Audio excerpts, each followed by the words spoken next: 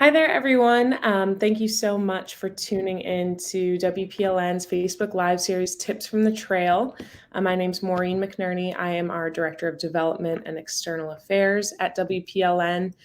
We are a nonpartisan, nonprofit organization dedicated to educating, organizing, and inspiring women to seek public office, elected and appointed at all levels, and be effective leaders once they're there. I'm really excited this month to be joined by Ashley O'Rourke. Ashley is with Majority Strategies, is an expert on all things campaign data, and is going to be walking us through voter targeting and how you get to 50+1, how you reach the voters that you need to win over and have show up for you on election day in order to be successful. So I'm really excited. And I'm also excited because Ashley is a member of our National Impact Council. So we're super grateful for her constant feedback and support and time and energy that she puts into helping make our program successful. So Ashley, before we sort of get into the meat of voter targeting, why don't you just introduce yourself, share a little bit about what got you into the work that you're doing now, a little bit about Majority, and then we'll get going. Sounds great, Maureen. Thank you so much for having me, and thank you for WPLN for doing this. It's great to be here today. Like you said, my name is Ashley O'Rourke, and I'm the Director of Analytics and Audience Insights at Majority Strategies, and we are a marketing firm that works with local clients all the way up to clients running for federal office to issue advocacy organizations. And really our specialty is identifying the voters or constituents that our clients need to communicate with to be successful, to whether that's, winning on election day, or if it's trying to get, a ballot measure passed or legislation put through. So, and really, in that we always start with data. And that's kind of how my political career has kind of progressed, right? I went to college at the University of Wisconsin in my home state, and for those of you who've ever been to the University of Wisconsin, it's based in Madison, which is the state capital. And I was there. It's a school that has a rich history of political activism on really all sides of the aisle. And during college, I started working at my state party, and I eventually got a job there after college. And I was there during a really kind of politically charged time in the state's history. And from there, it was something that really fascinated and interested me. And from there, I worked at the state party during our governor's recall election, as well as, the 2010 cycle. And then from there, I came out to working at the national party and really kind of fell in love with the data and strategy. That was really the area I focused in, and was at the national party for 2 presidential cycles. And now at Majority, I get to kind of service clients across the board. So really excited to be here today. That's great. And I know we've got some slides, so I'm going to throw those up for everyone because it's such a big topic that I think any sort of visuals are always helpful as we walk through this. But, building a data-driven pathway to victory. So, how this is the nuts and bolts, the fundamental, but sometimes one of the most intimidating aspects of thinking about campaigning is understanding how you actually win the number of votes that you need to be successful. So take it away. Yeah, so I think the first, to kind of set the stage is, why is data important to your campaign, right? I think when our candidates, especially our female candidates, are getting ready to run for office, there's so many different factors and variables that they're worried about, right? Are we going to have the funding for the campaign? What messaging should I be utilizing? And I really think that all of the key decisions that a campaign should be making, when you see this with successful campaigns, is that data is kind of at the heart of their political strategy. We'd like to, unfortunately, in the world we work in, time and money are typically the biggest constraints any candidate is going to have, right? Election date's not moving, and unfortunately, there's limited resources we have to communicate with voters, to get your message out there. And what data enables our campaigns to do is hone in on exactly who you need to be communicating with, understanding kind of the historical nature of the race you're in, and being able to communicate with your target voters at that one-to-one level. And so kind of my goal today, Maureen, was to walk you and everyone through kind of just 5 simple steps to integrating data into your campaign. And, which, as you mentioned, right, these are kind of just a targeting 101. You can go in much more depth than any of these, but so that would help to get started. Awesome. Yeah, so really the first step is just determining what data you need for a campaign and how you're going to access that information, what tools you're going to utilize. really kind of the main foundational data set that every campaign or candidate running for office needs access to is a voter file, right? And that's simply going to be the list of everyone who's registered to vote in your jurisdiction, whether you're running for a local office or it might be every voter in your county if you're running countywide up to the state level. And there's a few different ways you can access that information. Some states and like local election authorities make it free and really easy to download just from your state's website. Not every state does that. Some you have to pay for it. Some of it can be pretty expensive if you buy it yourself online. And also, not every state gives out the same amount of information, right? Mm-hmm. So typically a voter record is going to tell you, where the name of every voter, where they're registered to vote, things like their political geography, right? So what precinct they're in, what congressional district they're in. And it might tell you things like some basic demographic information, maybe your age and gender, but not every state will do that. It might give you some vote history information. So how frequently someone votes, whether or not you vote in primaries, whether or not you vote in partisan primaries. But again, the coverage of all that information really varies by state or jurisdiction. So it's a good first place to check. Another option to gain access to this data is through your local party organizations. This is kind of a tip I highlighted here, is that a lot of times county parties, and I've seen this on both sides of the aisle, right? County parties, state parties will actually give access to this information for free because it's something that they cultivate and maintain on their end. So they'll give access to this information for free for any like-minded candidates that they'd be working with, right? So that's a good resource. Again, you're trying to make sure you're using your budget as wisely as possible. If a trusted ally organization is giving out that information, it could be a good source. And then the last one is third-party data vendors. There's a lot of different organizations out there that build, maintain, and enhance this information. And I listed out a few different companies that are kind of span the spectrum, right? Including some partisan data firms as well as nonpartisan ones as well, that are good resources if you want to buy this information or subscribe to it. And one of the plugs I'll make for sometimes working with those data vendors is that they'll fill in more attributes on a voter than the state might have, right? So, for example, again, I'm from Wisconsin. A lot of time, in Wisconsin, we don't register by party. There's no partisan registration in the state of Wisconsin, so no one has an idea really of anywhere along kind of the ideological spectrum where I would fall as a voter, right? Or we also give out in Wisconsin very limited demographic information. So if you're looking to target female voters in the suburbs who are of a certain age, it's hard to do that based off just the raw data that the state provides. Whereas a lot of these third-party data vendors will actually enhance the data, add in some commercial attributes that will give you a better picture of someone's lifestyle, right? Maybe if you want to target women who are likely to have children in the household, right? Maybe you've got something, school choice issues or something you want to communicate with, it will give you the ability to kind of target some of those more detailed audiences. Yeah, that's great. And I know from my experience, having worked on campaigns, especially in cities, maybe, working with one party versus another. I was working in the city of Boston. The Republican Party didn't have great up-to-date data because it wasn't really targeting voters in that area. There was a lot of turnover with rent and things like that, with renters in the city. And so I found that the third-party vendors were really helpful for me personally in making that decision. But I think your advice, start with what's free and what's out there, get a taste and a sense, and then go from there. Let's talk about historical analysis. Exactly. I feel like, one of the, so once you have a sense of, okay, I know what data source I'm going to use for the voter file. The next thing is really figuring out what the landscape is. What kind of race are you walking into? You said, Maureen, you're running races in the city of Boston, right?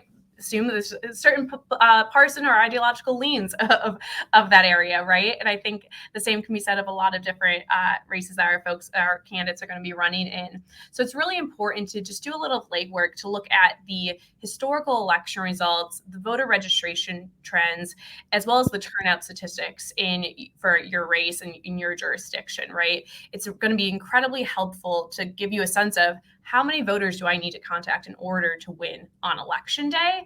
And is this a race where I can really focus just simply on turning out supporters because my supporters represent a significant portion of the district? Or is this a race where I really am going to have to rely on persuasion because, typically candidates like me are at a deficit, right, in terms of the voters, and I'm going to need to persuade a large swath to actually to come over to my side. So a lot of times looking at having a historical snapshot will able to help inform the strategy you should employ moving forward.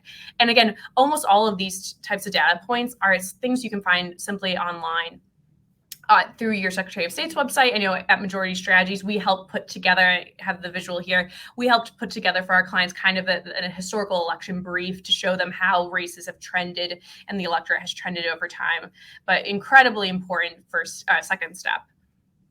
Yeah, and I just want to pause for a second here because I think, the data that you buy, obviously the data we buy doesn't tell you who voted for whom in what election, right? It will never tell you that of like this voter voted for President Trump or President Biden in whatever election. But we can kind of make some assumptions based on, we can see, okay, 60% of this district voted for this candidate for president. We can see based on the voter file who has shown up to, consistently Republican or Democratic primaries. So you can start to sort of line up who those folks are and then think about who's like persuadable. So just knowing that for the folks watching, you're not going to get in the voter file who voted for who, but you're going to understand the district, the way, it sways, and the folks that are probably consistently in one corner or the other. And that's a great point, Maureen. And I actually think it kind of flows exactly into kind of what that next step is, right? Is once you've done that historical analysis, right? And what we're trying to do is, how do we use this to actually build out a complete strategy, right? And this is kind of a critical next step. Once you have that historical snapshot, you're able to create your vote goal or determine what your vote goal is. And a vote goal is probably one of the most important metrics your campaign needs to calculate, right? Because what that vote goal represents, it's truly how many voters do we need to win, right, in the race. And the way you typically do that is to calculate what you expect turnout to look like. And a great way, we were talking about looking at historical turnout rates. By looking at past elections, you can start to get a sense of what turnout might look like in an upcoming election, right? Especially if you look at similar elections, right? So, we're going up to 2024, a presidential year, and we should see high turnout rates. We can look at past presidential general elections to get a sense of, what turnout has looked like those years. And once you're able to get a sense of what you expect turnout to look like, your vote goal is typically 50+1, right, or 51% of expected turnout. And that's typically what you would do for a general election. Now, in certain situations, if you think about in primaries, right, primaries could be a crowded field. There could be 5 candidates running, right, or even more. A lot of times in primaries, the person who comes out on top might not actually get 50% of the vote. They could win with as little as like 30% of the vote or something, right? And so that's important to keep in mind with your primary, but that's really dependent on how many other people you're running against, which is sometimes a factor that you can't control, right? So I usually, with our clients, we always say for a primary election that 51% is at most the number of people that you would need to get in order to win, right? You might be able to win with less, but it's always kind of, better be safe than sorry. So I included it in here just kind of an example of how you would go about calculating a vote goal for the state of Georgia, looking ahead to this upcoming general election, right? So there's currently 7.1 million voters in the state of Georgia who are active registrants. And if you look at kind of past election trends in the state, as well as who kind of likely voters are currently, we anticipate a little over 5 million voters turning out in the upcoming general election. And that would put a vote goal then at 2.5 million voters, which is 51% of that 5 million number, right? So how we got there. Mm-hmm. And, would you recommend erring on the side of caution when you're looking at these numbers, or being like really hard and fast, realistic? Sort of what's the best rule of thumb with that? Sure. So I think there's a few different factors to think about. Typically, when we work on creating a vocal, what I'll show from our clients a lot of times is high, mid, and low turnout scenarios, right? Because there's a lot of different things that can impact the dynamic of the race. If you are running, it's unique because we're going into 2024 presidential year. It's going to be pretty high profile, right? Like the turnout, there's going to be a lot of people trying to get people to turn out in this election, right? But if we look at this past year, right, 2022 midterm election, if your state didn't have like a statewide US Senate race, didn't have a statewide governor's race, turnout's not going to be as high because there's nothing really at the top of the ticket that's driving up turnout. So in those situations, maybe you're looking at, and you're running, say, for a countywide office, unless you're in a county that has like a really heavily contested congressional race, you're probably going to be looking at like a lower turnout scenario, right? But again, going to 2024, the presidential race, I think you could make, it's probably going to be for more of a mid to high turnout scenario, right? So I think, there's ways to look at that and see kind of what the other political landscape looks like in your state. Yeah, absolutely. All right, so now we're thinking about what your target audience is as a candidate. And I love that you're going to sort of walk us through thinking about the primary and then thinking about the general, and knowing that those are two different strategies and mindsets to bring to this.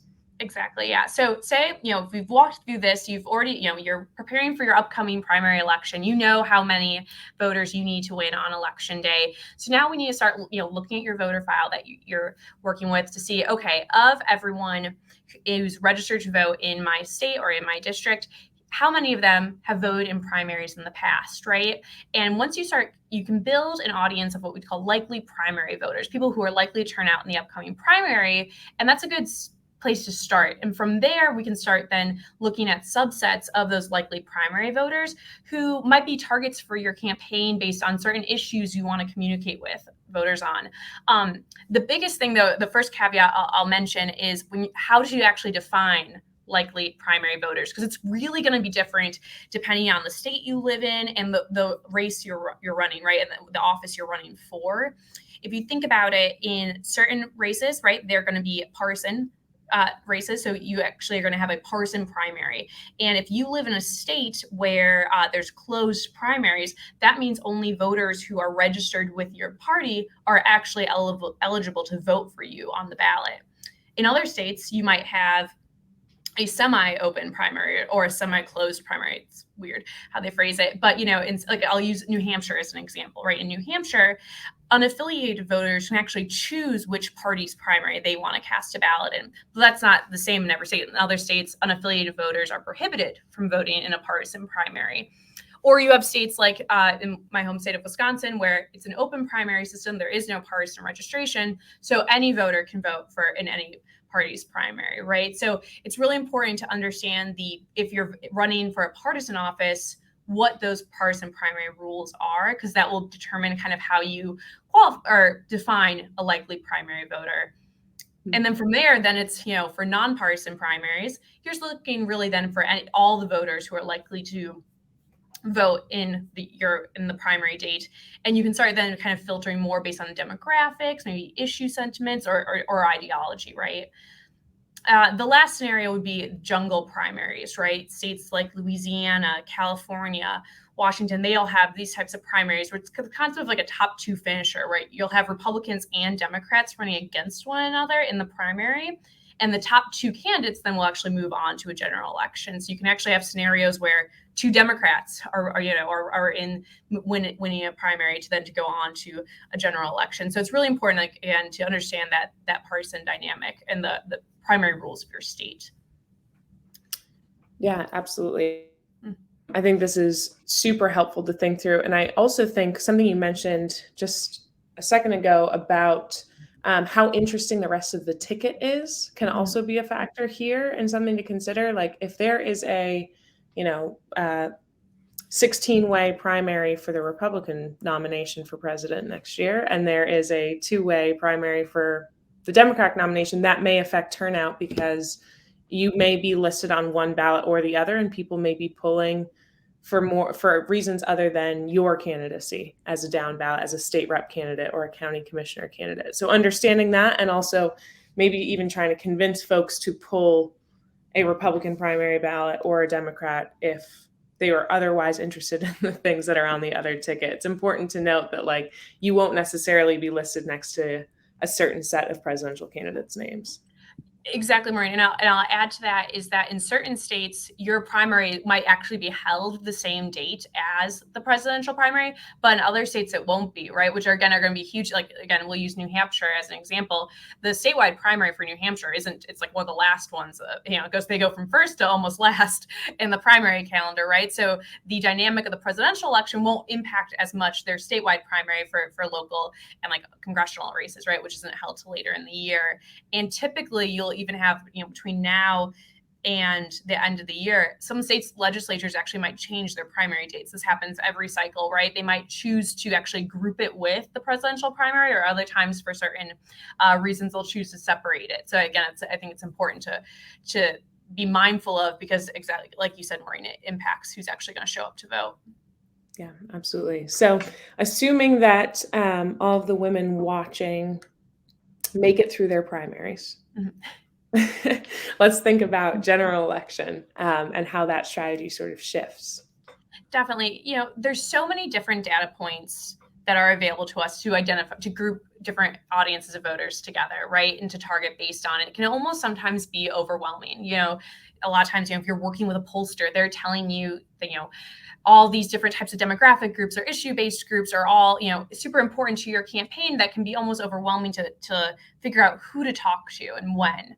And the way I like to think of it is think about what initiatives are important to your campaign, right? How much are you going to focus on building name ID and awareness, right? Maybe if you're an incumbent who's run in that district for 20 plus years and has represented it for a really long time, you've already built up your name ID. So maybe that's less important, but maybe if you're a first-time candidate, it's really important to get out your name ID, and maybe you're challenging an incumbent who has, is already established in the district. Understanding that versus how much budget you have to put toward persuasion or turnout is really important, because we can create audiences of voters that are unique to each of these three phases, right? And they're not always, and they actually rarely are they the same audience that you'd want to talk to for each of them, right? So typically, the way I would recommend structuring this is if, in the beginning stage, say you actually didn't have a primary, right? Because, primary is a good chance to get your name ID out there, right? And raise awareness of your candidacy. But say you didn't have one, and you're, like I said, maybe a first-time candidate challenging an incumbent. What you would do for a name ID is first focus on people who are going to be probably like-minded, right?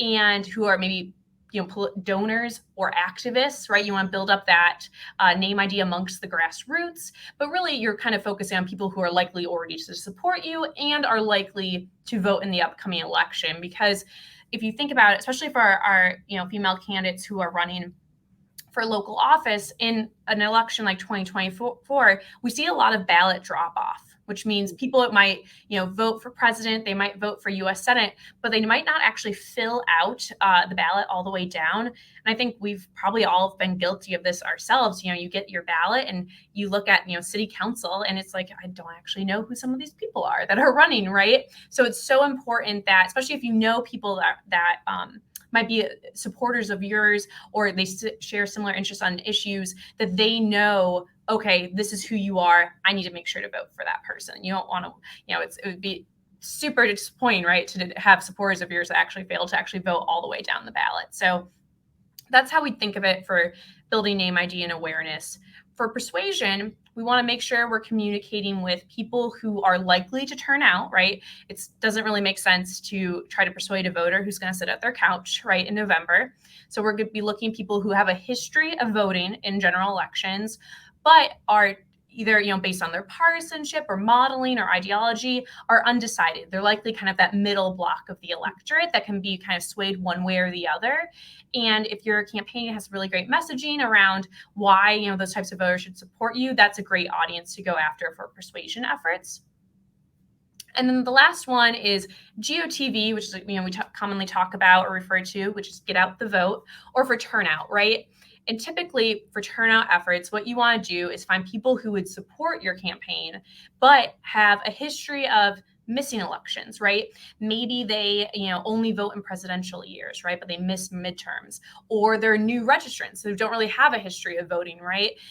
But because of, their ideology and whatnot, you are pretty confident that they would support you. These are people that you'd want to give a turnout lift. You just need to remind them that the election's coming up. It's super important. Here's why it matters to them, and why they should get out and vote.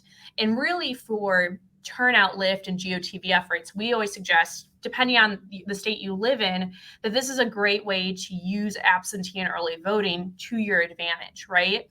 If you are running for office in a state that has no excuse absentee voting, if people are supporters and that they might stay home, try to get them to vote early. Remind them, hey, you can download or request an absentee ballot online, and it'll get sent to your house. And that way you're kind of helping bank their vote ahead of time. It's a really smart strategy, and we've seen it work time and time again. Yeah, absolutely. I'm glad you mentioned that, because it is a newer feeling aspect of campaigns post-COVID, but it's one that's gonna, be persistent and influential, and I want folks to keep that in mind. And I think that's a great way of using it, of like building it into the strategy. I'm curious too, if you have any examples, maybe from the past couple election cycles, where persuasion targeting worked really well. Like, what comes to mind, I live in Virginia, is Governor Youngkin really targeting like women, parents of school-age children, which can be done demographically, of thinking about, okay, I think I have the winning message with this group, even if they're not consistent Republican voters. They may be with me on this issue. Do you have examples like that, either clients of majority or things that you've seen?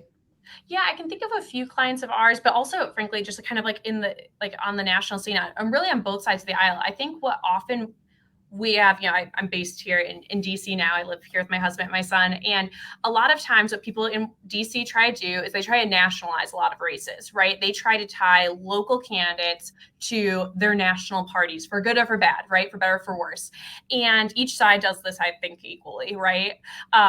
And a lot of times, I think the candidates who are able to run effective persuasion efforts are those who are able to localize their race and create distance between them and their national parties, right?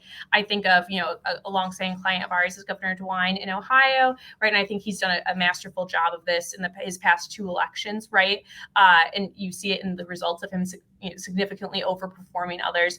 But I think you see, candidly, aside from the other candidates for U.S. Senate and whatnot on the other side of the aisle that have been able to do the same thing, right? Localize the race. And I think it's a good lesson, right? Explain how to your voters how they should, tune out the national politics, focus on how you are going to make their lives better, and really focus on what's going on in the community. That's great. All right, so voter contact plan. So now it's actually, even if you know all of this and you know who you need, what do you actually do? And you have to put pen to paper and rubber to road.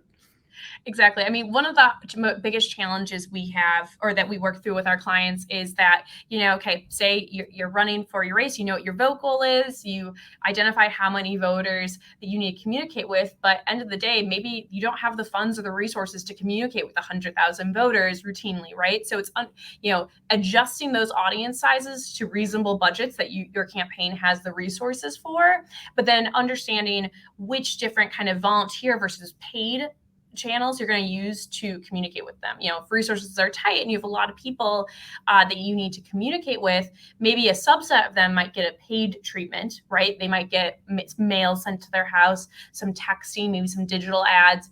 But there's another chunk that you're going to give to your volunteers to go knock on their doors, to maybe do volunteer phone calls, to kind of fill in the gaps that your paid plan might not be covering, right? They really should be viewed as complementary efforts.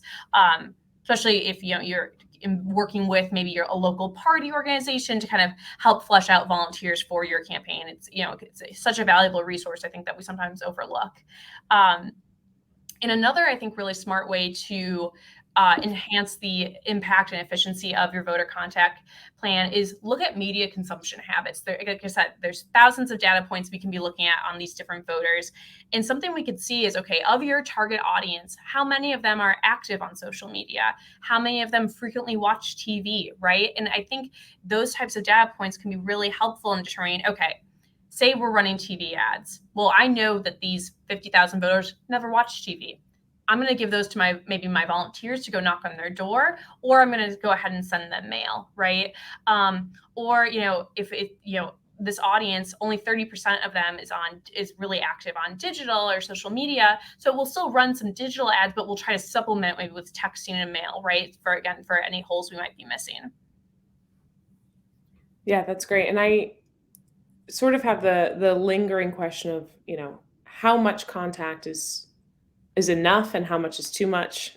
Is what you can afford. If you could afford anything, is there ever too much? And maybe that is different based on these groups, right? Like, you don't necessarily need to persuade somebody who's always votes with your party, and because you're your party's nominee and it's going to be listed on the ballot, at what point can you sort of put that money back in the bank? Yeah, I think it's a great question, Maureen. And I think there's no perfect answer, but I do think there's some lessons I think we've learned over the years. We did a lot of studying this at the national party I worked for, and of just the impact that voter contact can have, and how much can we increase a voter's likelihood to turn out. And the kind of the rule of thumb is that there's nothing beats a volunteer door knock, right? If you can get a supporter to knock on a voter's door and make that case for you, there's nothing more powerful than that, right? And so, but what we have seen is for things like digital, right? Frequency is very important, right? Just hitting someone with a digital ad once. I mean, we're all guilty of this. We scroll, right? We scroll. You might see something for 30, you've got, less than a second to actually capture someone's attention. So frequency for things like digital is much more important, right? And especially if you're trying to do persuasion, seeing a message multiple times, again, is going to be really important for that to actually sink in with your target voters. Great. Yeah. Awesome. Well, I know I've got a few additional questions in the can, but I see one already that is just, where can we find all of this info? And I know we talked at the top about where to find sort of the voter data, the free, and then how to pay for data that might be helpful. But I think this question came up when we were really talking about what type of primary or election system you might be having, where the election dates are, to know if that lines up. And I think a lot of that can be found through the Secretary of State's website. But any other sort of advice and guidance on what you might need to know contextually, other than just getting the voter file? Honestly, the Secretary of State's websites are kind of like, the holy grail. Like, they will tell you the definitive current rules for your state. Another great resource, though, is NCSL, which is the National Council of State Legislatures, or Conference of State Legislatures. It's a nonpartisan organization, and they have a lot of great resources that will, like, you can look at, every state's absentee and early voting rules, right? They'll summarize it for you for every single state. They do the same thing for different primary election types. So that's another great resource, especially if you're looking at like different states. But if you're running one specific state in one specific area, I would definitely focus on your Secretary of State or State Elections Board. Great. Yeah, thank you for that. So we'll drop the link to NCSL in the comments here as well, so that folks will have that. Another question I sort of had to put out there, and if you're watching, please drop a question, comment, anything here in the chat. We'll be able to see it and bring it up to Ashley while she's on. But what are, I've gotten this as a campaign volunteer, as a campaign manager, how did you get my phone number? Why are you contacting me? What are sort of like the Bill of Rights, or should candidates be aware of that they have the right to do in terms of contacting these voters? Sure. So I will start with, I am not a lawyer, right? It's just, I'm not one to knock to law school. But the traditional rule that it's always been explained to me by lawyers is that if you think about like the federal do not call registry, right? Is that politicians helped write that law, and interestingly enough, there's a political carve out. So things, we've all had to make volunteer phone calls. They're never fun. You get yelled at. Every once in a while, you'll get somewhat nice, but they always say, I'm on the do not call list. Why are you calling me? And unfortunately, they don't want to actually hear the explanation is that political organizations, charitable organizations, and there's a third type, I can't remember the two, but are exempt from the do not call list. So it doesn't apply to them. All right, that's good to know. So for everybody out there, and hopefully if you haven't volunteered for a campaign, it's a great place to start. There is nothing like getting over that initial fear of cold calling someone. And it obviously makes a big impact for campaigns, as Ashley mentioned. It's an invaluable resource. It saves the campaign money and can improve their chances of winning, but it's also a great exercise. So if you're considering running for office, start by volunteering on a campaign too. And then, you mentioned briefly new voters and what assumptions you might make about somebody that is either a brand new voter, as in they may have just turned 18, or they're just new to the district. Do we add them back into these audiences and err on the side of they'll turn out, or do you make other assumptions about new voters? Yeah, so there's a few different things because you can differentiate between those two groups, right? So we'll have, or we urge our clients, particularly if they are a current office holder, if someone moves into your district, right, introduce yourself. We can, especially, in some states, we can use their franking, every state, you can use franking dollars to do this, to introduce yourself to your constituents right now and whatnot. So it's a great way to introduce yourself and say, either mail or, we do a lot of franking mail, right? But to say, here's how long I've represented the district, give a little bit of your bio and, kind of the top talking points of what you've contributed and how you've made life vote better for your voters. So that's a great thing to do with new movers, right? But also another tactic, particularly for campaigns and maybe outside groups, is you can actually see who's moved into the district but hasn't actually registered to vote yet, right? So we can see, okay, who might be a like-minded voter because they were, a conservative or a liberal, right, in a different state and has moved into your district but hasn't registered to vote yet. You should knock on their door and get them to vote, right? Or to register to vote, or serve them an ad, right? Or send them a piece of mail. So that's another tactic we would suggest. If there are like-minded voters that have moved into your district that have not registered to vote, would definitely urge going after those folks. And with newer voters, it's hard because from a data standpoint, what we have found over time is that there's actually less data or information on younger voters, which kind of makes sense, right? Our data footprint grows over time, right? As we have, do more in our lives, we collect data and organizations collect data on us. And so for younger voters, typically we know less. And I think that means some people assume that young voters will vote one way all the time. Other voters might just write them off, say, hey, because they vote one way, I'm not going to bother communicating with them. And I think that's a mistake. I think there's ways that you can make inroads, and it all starts with trying to communicate with them, right? Have a conversation and engage them. Yeah, I think that's great advice. I often hear new candidates say like they want to knock every single door in the district. They want to talk to every single voter. And I think a lot of what Ashley touched on is saying without saying, like, you're not going to win every single vote. And there's people that you can make some assumptions about, but I think it's really great to keep an open mind with some of these groups. And, like she mentioned with that persuasion group and who you're bringing that persuasion messaging to and making it maybe unique to them, their situation, the different issues that you might be running on. Some may affect one group more than another, and to try to make your case. We've got a lot of love for you, Ashley. Folks saying that you're a rock star and great. I appreciate it. And you are, and we're so appreciative.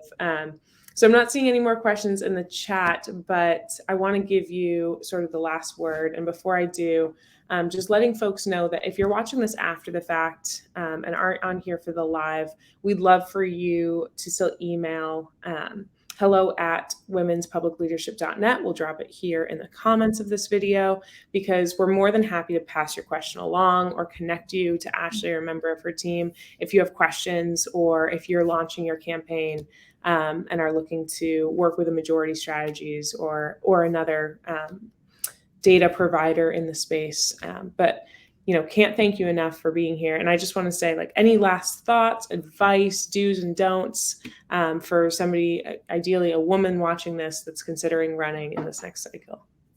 Yeah, I think I would end it on, especially I feel like this happens every presidential election year, is that there are going to be countless stories that are written about the multi-million-dollar data or efforts that these presidential campaigns are going to be running, right? I mean, we can think about back to when Obama first ran, right? He accredited data to being such a bedrock of his key to success, right? And each cycle from there, every winning presidential campaign has had the best data, and it's like I said, they've spent millions of dollars on it. And it's important to remember that if you're running for a local office, you can take advantage of a lot of these same data resources, and you don't have to spend $1 million to do so, right? That there's a lot of free resources out there, or ones that are very affordable for your campaign to use, and you can use it at a local level. And I think that's the beauty of this data and information. You can still use it to run smart and efficient campaigns, regardless of which office you're running for. Yeah, that's great. Well, that's a great place to end on. So, think about yourself, your race, the context, do a little research on your own going in, and take advantage of as much free data as you can.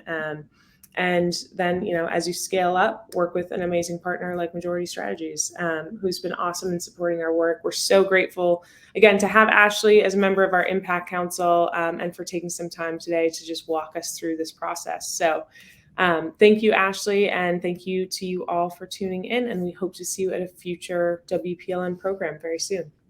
Thanks so much.